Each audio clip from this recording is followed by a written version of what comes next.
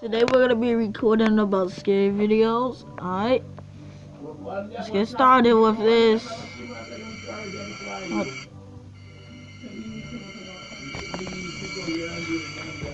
This happened a little over a decade ago when I was an undergrad.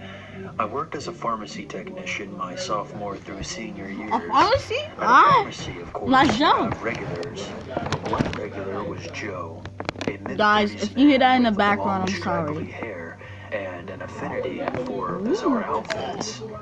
He was very sweet, but also very ill, mentally and physically. Oh. He was on a cocktail of antipsychotics, anti-anxiety, antidepressant, etc. Oh, that's sad. Also, he was on medicine for AIDS. Normally, Joe would come in with his mother, who took care of him. However, his mother was older and had her own health problems. Towards the end of my junior year, Joe started coming in by himself, so he would walk from his home or take a taxi. Joe told me frequently that I looked like a young Michelle Pfeiffer, that I should be in LA, yada yada.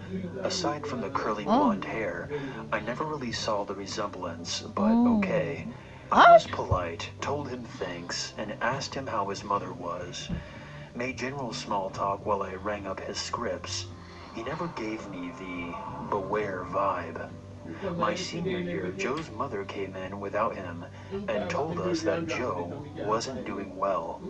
He was refusing to take his antipsychotics, and she was getting too old to defend herself if Joe went into a rage.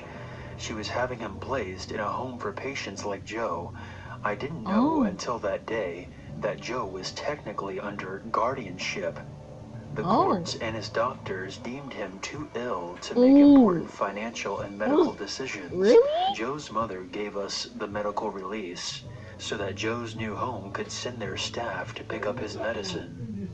We didn't see Joe for about 4 months. It was the end of my senior year, a Friday night. Just me and the pharmacist were working because Friday nights are slow. I was reading a magazine when I heard, "Hey, Michelle." I'm not Michelle, so I didn't look up. Then angry, "Michelle," and a slap on the counter in front of me made me look up. It was Joe. He was bleeding profusely and left a bloody handprint on the counter. I was shocked, and all I could do was slowly back away to put distance between myself and the very bloody Joe. The pharmacist came rushing over to ask Joe what he was doing here.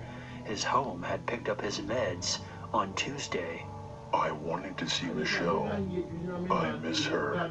Then he started opening the waist-high door to get behind the pharmacy counter. The pharmacist called the store manager and told the manager to call 911 while she called Joe's mother. "Michelle, come here. Give me a hug." No! I don't think that would be appropriate, Joe. "Give me a hug." No. Then he just started screaming this over and over and attempting to climb over the counter. The pharmacist told me to go into the back storage room and lock the door. This just pissed Joe off. He started picking up items which covered them in blood and threw them at us. It was a chaotic mess. A patron was about to attempt to subdue Joe, but both the pharmacist and I both shouted not to touch him due to him being covered in blood and positive for HIV. We told the small crowd that had formed to leave for their safety as Joe was flinging items and getting blood everywhere. Eventually, the police and EMTs arrived. The store manager must have explained the blood and HIV issue because they had on protective gear, long gloves, face masks, etc., and were able to forcibly sedate Joe. The store had to be shut down. A special cleaning crew had to come in and clean the entire store. That is so Joe's sad. mother came to apologize after the store reopened. She explained that Joe had developed an obsession for me and grew angrier and angrier each month when he was not allowed to tag along to pick up his meds. He attacked one of their home residents the night of the incident, so the home grounded him and sent him to his room. Joe broke his window and crawled out through the broken glass and walked to the pharmacy. The home did not know he had broken out until his mother called frantically.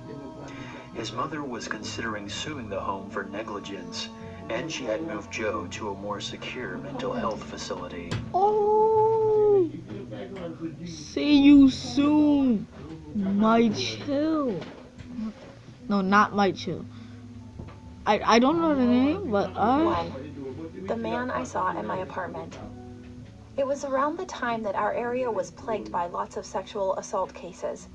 And there was advice for us, which used to be that if someone followed you, look straight at his eyes and it's too dark, so I'm gonna turn it up. I was coming. Okay, guys, I'm back. Aged man walking behind me, and suddenly I know felt this like video. He was following me, and he literally came to my apartment elevator. So I turned around intentionally and greeted him, smiling. Hello. He pretended not to hear me at first, so I spoke to him, making eye contact with him more and more. I think I've never seen you in this apartment before. Did you move here? He, this time, looked at me with his eyes wide open, and then ran away from the spot, and I rushed towards the security office to report what I had experienced just before. Oh. And the moment when I saw the CCTV there, I had no choice but to just freeze in there. I was talking to myself, staring into the air.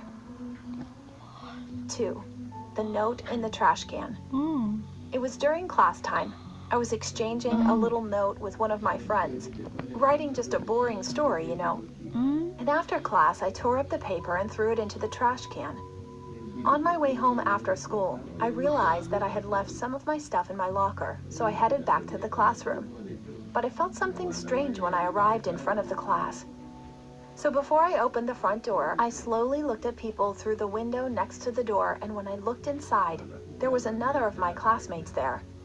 And he was picking up my torn note that I had exchanged with my friend in the trash, assorting it as if it were like a puzzle, and reading it. 3. How do you know? Wait, what? One day I ran into my neighbor in the elevator. Hey, I recently got to know a lot of good songs these days, thanks to you. By the way, do you want to hear my ringtone? He said like this and turned on his ringtone, which was one that I used to listen to at home by myself these days. For your information, I've never heard it loud enough to be heard in the hallway, and I was positive that I haven't let him know the name of the song either. Did I? When I asked, he replied, yeah, sometimes I put my ears to your front door and I could hear everything. It turns out that he was a man who didn't mind eavesdropping at random people's doors. As soon as I heard it, I got sudden goosebumps and didn't want to live here anymore. I feel like I'm going to move to another place as soon as my house contract is over. 4. The taxi driver. Oh. When I was in high school, I would always go to school early at 5 a.m., around during the exam period. My school was a little far away from where I lived, so I used to take a taxi with my friend at that time. Okay. However, I came out too early that day, so I had to ride alone. So I was on my way to the school. Then I realized that the driver was wearing sunglasses even though it was dawn, and I felt like he kept glancing at me through the side mirror. How old are you? I answered his sudden question. 18. He kept driving without saying anything, and he suddenly stopped where the car had to turn left.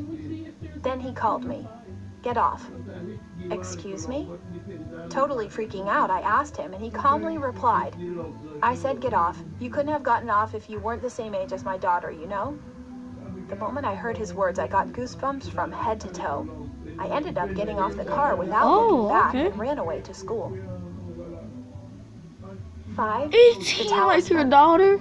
There was a pretty famous fortune teller in our town that everyone knew. And this year they started to make talismans for free for those who are weak or in bad situations. I didn't think of it that much at first.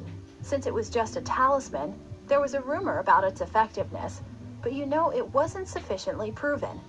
Then one day, my mom's friend made a talisman from there for her son who became a middle school student, and he eventually carried it in his wallet. But one of his friends took the talisman from his wallet and played a prank on it.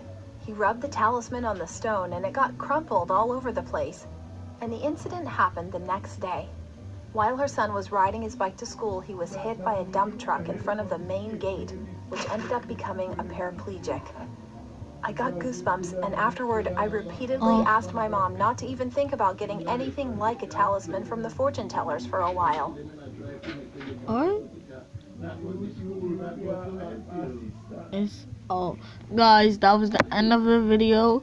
See you next. Hold up. Let's do one more. Alright. A 3-minute video. Let's just see what this is. Alright. I lived in Astoria in Ravenswood houses in the 90s. I was friends with the mailman, I was not who was a really there cool guy. in the 90s. I was like His name was 10 Rich. years old. What happened after New Year's was crazy, and for months I saw this man deteriorate into a killer. What? Rich was an all-around cool guy. He was a good-looking, charismatic mailman who delivered mail around our neighborhood. What? His baby's mom lived in my projects in Ravenswood houses. He would say hi to everyone, and on Christmas, no matter how poor people were, they often left him a tip in cash.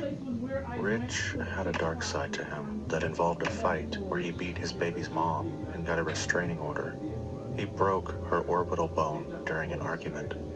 During that year, his girlfriend would often walk around with 2 black eyes or a swollen cheek. He was beating her. He did not show up for 2 weeks because of some departmental procedure suspending him till they found out what the case was about.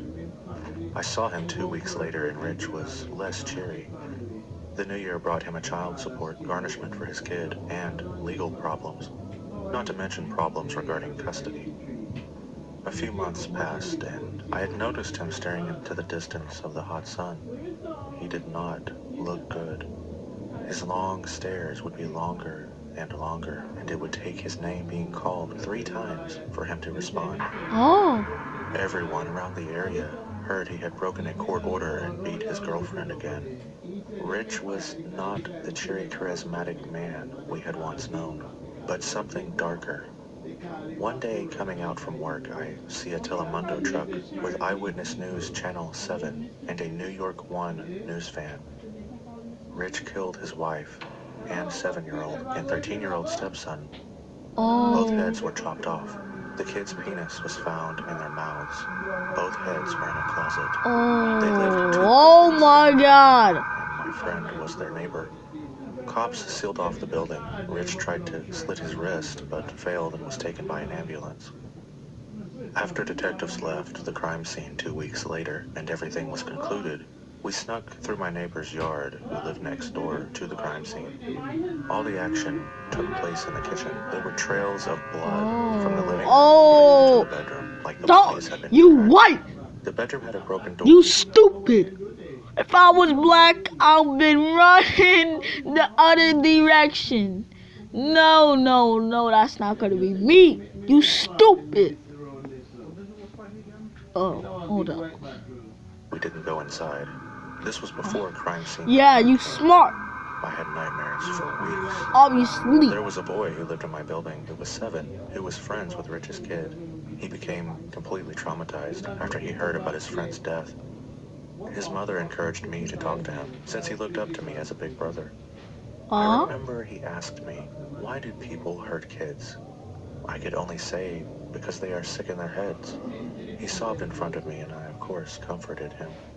From that point on, I had trouble sleeping for a while. Going in the actual murder scene made things much worse. I will always remember a blank stare when I joked around with him. It was like he was staring through me. Oh my God. Guys, this is the end of the video. Like and subscribe. See you next time.